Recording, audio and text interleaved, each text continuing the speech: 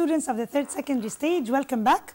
We are going to continue what we started by last time. We're going to have The Prisoner of Zenda chapter 2.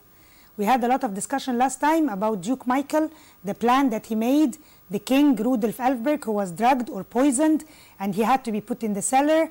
وكمان we talked about Rudolf Rasendel who is going to take the place of the king and is going to go to the coronation. Today we're going to know the result of what happened, the coronation time, how he was met by the people, how did things go, did it succeed or not, Duke Michael's reaction and what happened. Before all this, let me please introduce and welcome Mr. Muhammad with us today. Hello, Mr. Muhammad. Hello, Ms. Karawi. Hello. My dear students, we are going to deal with chapter 2, part 2. في الشابتر بتاعنا النهارده كمان هنشوف as Miss Caroline said لما رودولف راسندل ريبليد ذا كينج ورد الفعل بتاعه وهو رايح الكورونيشن او هو لسه في القطر ولما سافت بيقول له وات از يور فيلينج احساسك ايه فبقول له I am not made of stone. ده فعلا لما واحد يتحط في موقف هو ما كانش عامل حسابه ويبقى من جواه كده مرعوب من الموقف ده فبقول له انا طبعا مش مصنوع من حجر علشان تطالبني دلوقتي ان انا اكون نورمال اكون انسان عادي.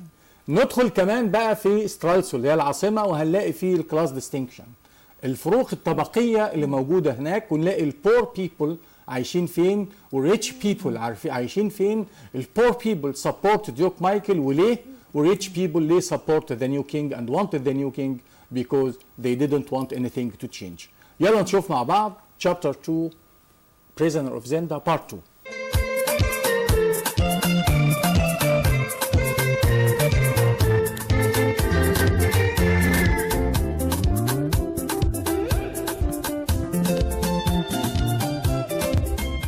Now, dear students, after we had a bit of a summary about the chapter, we are going to have some questions together. Some of them are choose the correct answer, other critical questions. Let's start with choose the correct answer. What would happen if Duke Michael managed to take the crown? ده كان رأي سبت لما كان بيقول له رودولف راسندل اصل انت ما تعرفش ديوك مايكل لو اخذ التاج هيعمل ايه. مايكل would reward سبت and فريدز طبعا استحالة. The king would either be dead or in prison. ولا the king would live abroad الملك يعيش بره ولا the king would congratulate him. طبعا الإجابة الصح هي إن the king would either be dead or in prison. طبيعي لو رودولف راسندل لو ديوك مايكل هو اللي أخذ التاج يبقى الملك بتاعنا يا إما يتحط في السجن يا إما هيموت مش هيسيبه طبعا عايش كده. The king would either be dead or in prison. What did Colonel Saab suggest to prevent Duke Michael from taking the crown? طيب ايه اللي اقترحه كولونيل ساب على الملك ان هو يمنع ديوك مايكل ان هو ياخد الكراون. رازندل could replace the king يبدله ده مكان ده. رازندل could be the king forever يفضل هناك الملك على طول. They could tell the people the truth or Fritz could replace the king. طبعا Fritz could replace the king ملهاش معنى لانه there is no relation ولا يقدروا يقولوا للناس the truth because if they told the people the truth the people would be angry. The people would not accept that the king is that irresponsible even to come to the day of the coronation وبالتالي the first thing ever إنه the poor people of the country وتقريبا هم أغلب الناس الموجودين بالكونتري they are going to ask Duke Michael to become the king ويبقى في الحالة دي Duke Michael هو اللي أخذ الملك. فطبعا سابت at this point كان الحل الوحيد قدامه is to ask Rudolf Rasendel since he is similar to the king to replace him at least for the coronation and then they will have their plan to get the king back. So Rasendel could replace the king.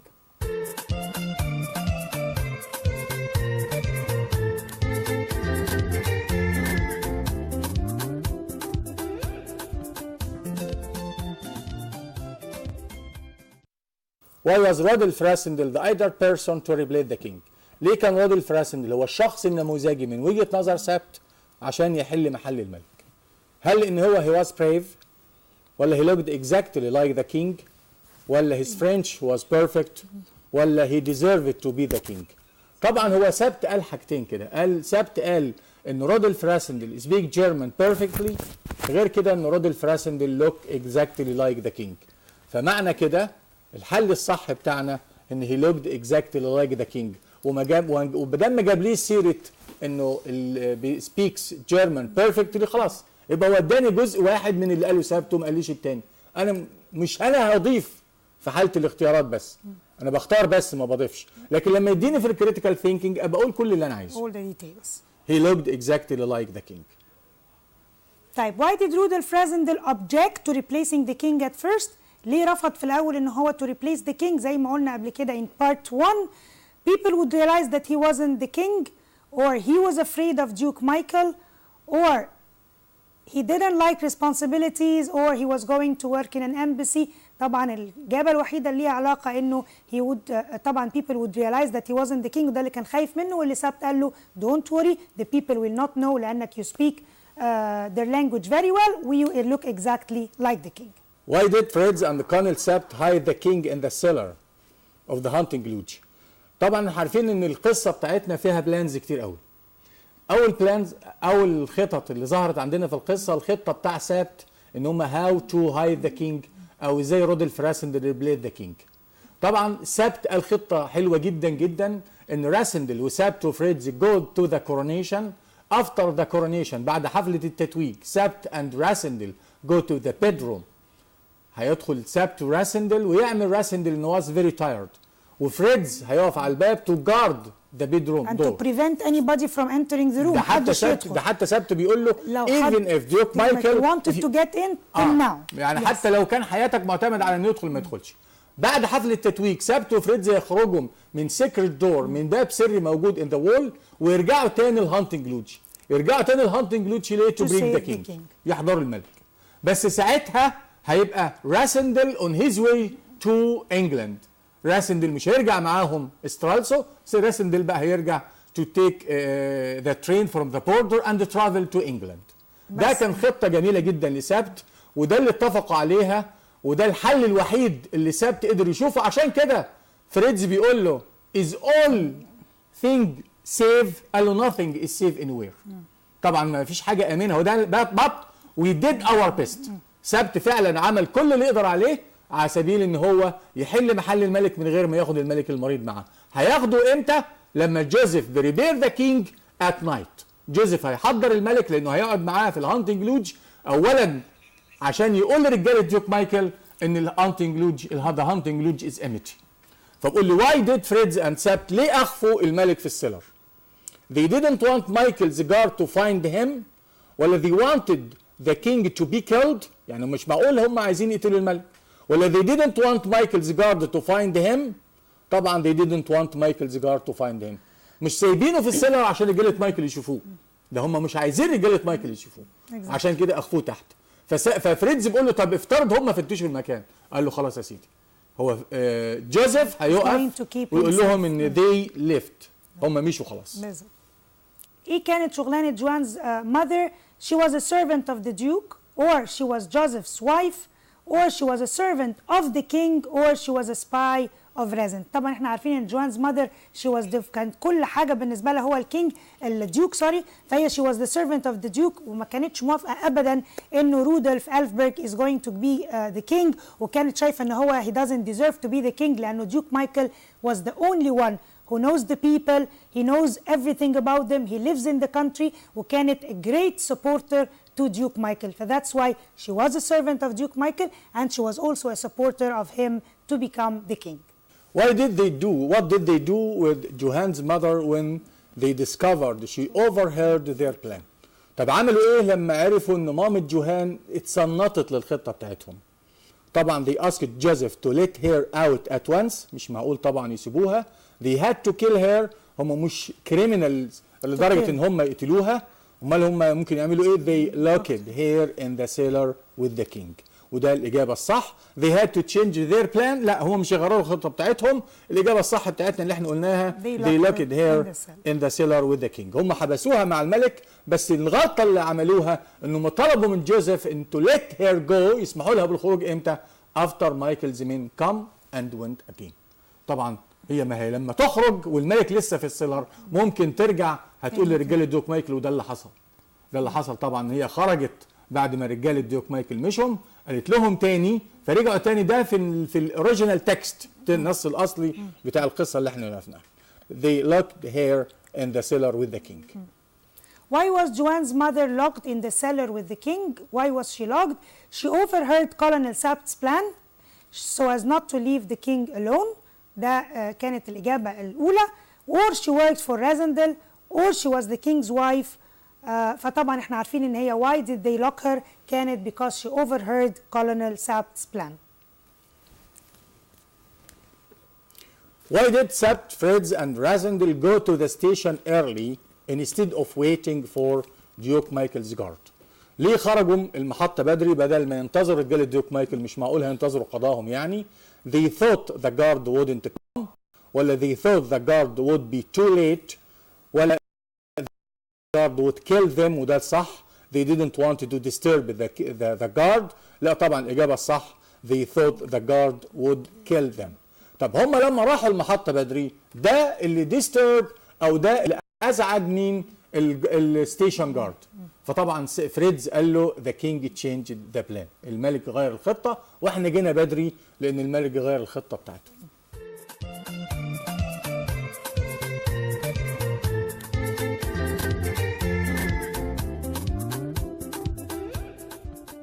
What things did Sapt tell Rasendel on their way to the palace؟ وهم رايحين البالاس يا ترى سابت ايه اللي ممكن يكون اتكلم فيه مع رودولف رازندل؟ واحد واخد مكان الملك for the first time, he's going to be crowned the king. يبقى أكيد there is some important information that he needs to know. ايه الانفورميشن اللي هو محتاج يعرفها؟ أكيد محتاج يعرف who are the very close people to the king. مين الناس القريبين اللي ممكن يلاقيهم؟ how do they look like؟ شكلهم ايه؟ هل بيبقوا واقفين يمين واقفين شمال؟ ترتيبهم بروتوكول المكان شكله ايه؟ what are the steps and the rules that he has to take علشان يبقى عارف how to get into the palace؟ مين بيسلم عليه؟ مين من عيلته؟ مثلا فلافيا the princess ما كانش يعرفها فابتدى يوصف له شكلها. these are the people. ابتدى يديله all the rules that he has to follow. ابتدى يديله فكرة عن الكونتري انه شكل الكونتري شكلها ايه. ابتدى يديله فكرة عن ديوك مايكل وانه expected ان ديوك مايكل is going to see him وايه اللي تعمله.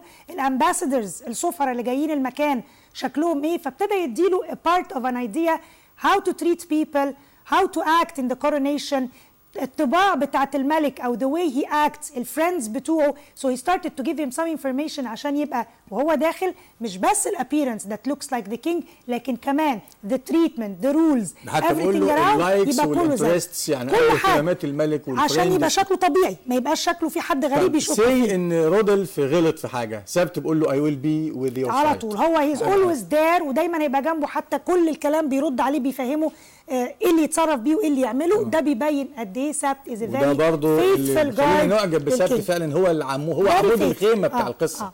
يعني هو اللي هيحاول انه سيف روتانيا وسيف ذا كينجز لايف. exactly. طبعا he told him طبعا everything about the king's life. What things did Sapt tell Rasendel on his way؟ الإجابة طبعا اللي احنا قلناها إن هو he told him all about the king's life. The next question, what did Fritz tell the station guard to justify عشان يبرر their early coming to the station؟ قال له the king had changed his plans وده اللي احنا قلناها ولا the king was locked in ولا the king was poisoned ولا the guard didn't come. طبعا الإجابة بتاعتنا إن the king had changed his plans. الملك غير الخطة وبالتالي هم جم بدري. Both Sapt and Fritz suggested different ways to help the king at first. What does this tell us about their characters؟ شخصياتهم ده الكلام ده بيقول ايه؟ I think that Fritz was very rash and doesn't think well. لأن فريدز كان عاوز يقول طب ما نقول لي قبل ما يقترح سابت إن رودولف راسندل يحل محل الملك كان فريدز عايز على طول يجري يقول للناس يلا نقول للناس إن ديوك مايكل سمم أخوه كده. لكن on the other hand سابت was cunning and thought well. ده كان إنسان ماكر أو مكار جدا وكان بيفكر كويس قوي. In your own words, how can you describe؟ I think he's loyal, very smart, and has a great sense of responsibility. طبعا عنده ولاء جامد جدا للملك والملك وكان ذكي جدا بدليل الخطة اللي هو عملها وكان عنده sense of responsibility تجاه الملك وتجاه الملك بدليل ان هو حاول يدي كل المعلومات للكينج اللي هو رودولف رازندل عن الملك وعن مكانه وعن أصحابه والإنترست وكل حاجة وكان واخد باله كويس جدا what he's going to do to save Ruritania, to save the king and keep everything safe. During the coronation, Rasendel had many situations, but which one made him less nervous أثناء التتويج. I think it was when he met the marshal and the marshal didn't recognize him. ده ممكن من المواقف ان هو كان خايف برضه من ممكن the important one in the Ruthenian army recognize him. If you were Razendel, how would you feel during the coronation؟ ده سؤال جميل جدا، لأنه بقول لك لو أنت رازندل تحس بإيه في وقت الكورونيشن؟ كل واحد ممكن يبقى ليه a certain kind of answer. ممكن ناس تبقى عاطفية جدا وإيموشنال جدا وتتكلم عن إن هو he saved the king وإنه ده كان أحسن حاجة عملها.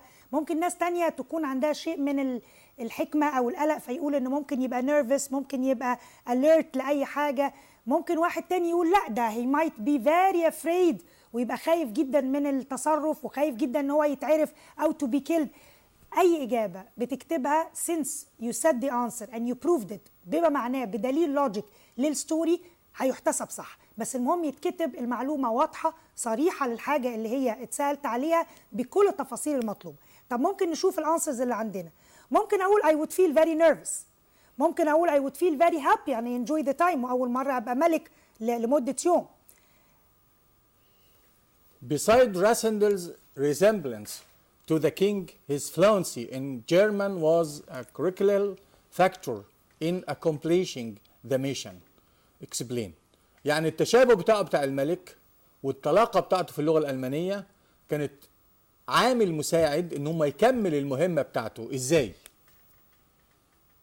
Rasendel looked exactly like the king, but if he hadn't spoken German fluently, he wouldn't have succeeded in his mission. لازم الاثنين دول وده اللي خلته الشخص النموذجي ان سبت يختاروا او to be chosen to be the king. What was the first thing Fritz, Sapt and Razendel do when they reached the capital? To go straight to the palace or to wait for Duke Michael or to greet the people in the palace or to eat breakfast at the train station. طبعا هم مش مستنيين ديوك مايكل في اي شيء ولا هيروحوا البالاس لانه ما كانش ده اتجاههم اساسا، لكن they took some good time to eat breakfast ودي كانت اول حاجه عملوها to eat breakfast at the train station. فاول ما شاف المطعم في الترين ستيشن فقال meanwhile the king is hungry. الملك جعان. طبعا سبت the first rule يعني ده فيست حاجه يعني باعتبار ان الملك بتاعنا لما بيلاقي عربيه فول كان ممكن ينزل ياكل. طبعا سبت اتضايق الاول يعني ان انت مش منتظر شويه لما نروح البلس وتاكل بس سبت قال له ايه توك هيز هاند اخذ ايد راسندل وراح لغايه المطعم عشان ياكل. فهم في المطعم الشعب كان قاعد يقول ايه والناس اللي كانت بتهتف والناس اللي هي اتصطفت على جانبي الطريق كانت بتقول God save the king. فسبت قال جمله جميله جدا بينه وبين نفسه كده God save both kings. قصده طبعا على both kings اللي هو رودولف راسندل الملك المتظاهر انه ملك اللي ممكن حتى مارشال ستراكنز يعرف ان ده مش الملك اللي هو مهم في الجيش عندهم في روتانيا او ان فريدز اسمه ديوك مايكل يعرف ان ده مش الملك. فطبعا اول حاجه عملوها they ate breakfast at the train station هم اكلوا في مطعم المحطه عشان فعلا يلعب دور الملك صح. Why weren't there people from the palace at the station to meet Razendel, Fritz and Sapt؟ طيب ليه ما كانش في حد منتظرهم في الستيشن؟ The king Razendel arrived earlier than planned. Duke Michael refused to send them, or they were busy working in the palace, or the king Razendel arrived later than planned. طيب why weren't there people from the palace at the station؟ لأنه هو زي ما قلنا هم راحوا earlier than planned ولما حتى الجارد قالوا لهم ليه؟ قالوا لهم the king had changed his plans. Who was Marshal Strachens؟ أنا من إما بقولها بالاسم باللقب لإما بقول ذا وبيجي بعدها اللقب. يعني who was the marshal أو Marshal Strachens؟ هل هو an ambassador from England ولا an important person in the Ruritania army وده الإجابة الصح؟ ولا an important person in the British army ولا one of the king's friends؟ الإجابة الصح اللي قلنا عليها اللي هو an important person in the Ruritania army. Why did Fritz feel very nervous when he shook Marshal Strachan's hand؟ مارشال ستراكنز كانوا من الناس المعروفين بجديتهم وبحذرهم وقد ايه هم عندهم شيء من الحنكه يعني انه يبقى عارف كل حاجه في البلد. هو كان هي واز بروفيسور كان في الارمي مارشال ان ذا ارمي فحاجات بسيطه زي دي ما تعديش عليه. فهي نوز ذا كينج فيري ويل وبحكمته وفطنته كان متاكد فريدز انه ممكن يكتشف انه the king was not رودولف ألفبرت وعشان كده كان قلقان منه جدا. طب let's see the choices اللي عندنا. The marshal might discover that Rasendel wasn't the real king, or the marshal might discover that Rasendel was the real king, or Marshal Strachans was an important person in the Ruritanian army, or the marshal might recognize Rasendel. طبعا إجابتنا اللي احنا هنقولها the marshal might discover that Rasendel was not the real king. وده كمان بيقول ان فريدز ايده كان بتترعش وهو بيسلم على feeling of fear ان هو كان مرعوب انه حاسس ان هو هيتعرف. What kind of life did rich people live in the capital of Stralsund؟ حياة الناس اللي عايشين الأغنياء اللي عايشين في سترالسون، واحنا قلنا ان هم دول بيشجعوا الملك عشان ايه؟ They were crowded into tiny houses ولا they suffered from financial problems. The rich people they lived well under the king's father ودي الإجابة الصحيحة، ولا they lived uncomfortable life in big houses. يعني واضح انه كلهم نيجاتيف فهي it seems one answer they will lived well under the king's father. Who did the rich of Stralsund support, the king ولا ديوك مايكل؟ طبعا لو قال لك both of them استحالة، neither of them ولا the king ولا ديوك مايكل. لو قال لي the rich people يبقى rich people عايزين مين؟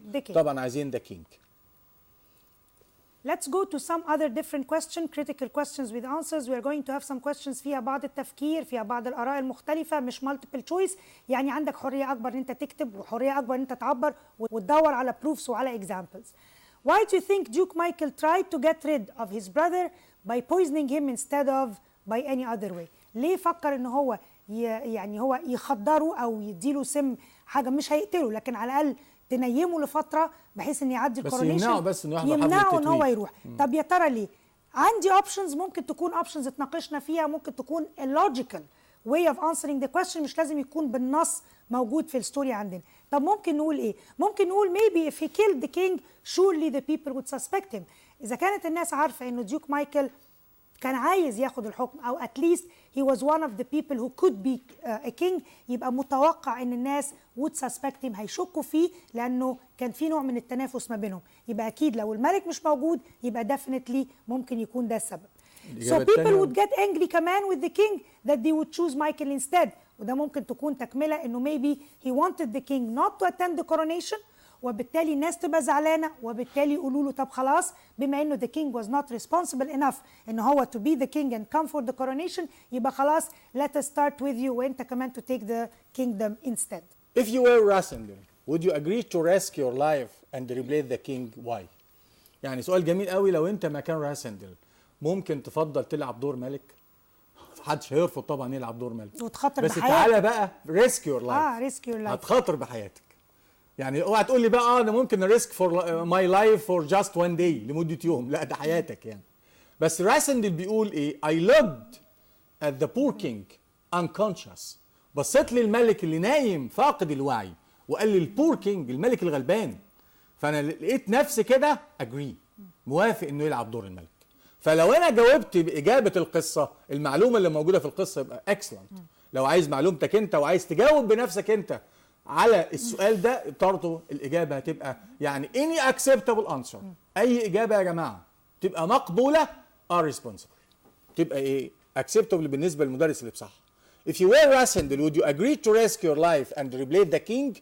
طبعا ما تنساش why، ما تقولش ولا لا، بقول له I would risk my life to help the king. ليه بقى؟ as I should have responsibility. هو راسندل عايز يثبت لنفسه فعلا انه مسؤول and I should achieve something in life. ده اول واحده. second راسندل was like identical twins. ما هو راسندل لو ما كان شكل الملك مش كانش هيلعب دور الملك. هو وافق عشان ايه؟ عشان يشيل مسؤوليه وكمان ان هو كان شكل الملك. identical twins to the king so helping the king would be much easier. كان سهل عليه يلعب دور الملك. What else do you think Fritz and Sabt could have done instead of having Rudolf Rasendel replace the king؟ ايه اللي كان بديل عندهم يعملوه اذا كان ما كانش في مجال لرودولف رازندل to become the king او to replace the king؟ They could have brought the sick king to the capital and told the people about Duke Michael's plan to take the throne. يعني ده برضو سؤال متوقع ان احنا نقول طب كان ايه الخطه البديله؟ وهنا الخطه البديله ان كان هيضطروا يعملوا المفروض اللي هو ياخدوا الكينج عيان مريض ويرجعوا بيه الكابيتال ويقولوا لهم الحقيقه، يا اما اخروا الكورونيشن يا اما يقولوا للناس اللي حصل ملهاش حل. يبقى يقولوا له انه دي كانت البلان وحصل البلان بتاع ديوك مايكل ويفضحوا ديوك مايكل قدام الشعب ويبان فيها انه الكينج was about to be dismissed for some time لحد ما الكورونيشن تعدي. Do you think that Rasen really had no choice about replacing the king? Why or why not? I think he had no choice. ليه؟ He looked exactly like the king. يعني ما عندوش حج. And the king was too ill to go to the coronation. Did Colonel Sapt do the right thing when he locked Juan's mother with the king in the cellar? Why or why not? احنا اتكلمنا في الكويستشن ده مع المالتيبل تشويس. طبعا it was not a good idea. لانه بمجرد ما جم ديوك مايكلز مان وشافوا جوانز ماذر ان ذا سيلر وعرفوا الخطه، هنا كانت بقيه الخطه تعتبر فشلت بالنسبه لسابت، لانه ذا كينج was taken من الهانتنج لودج واتحبس بعد كده في الكاسل and so on. So I think it was a very bad idea, as they should have killed her or she might escape and tell Michael about Sabt's plan. وده فعلا اللي حصل.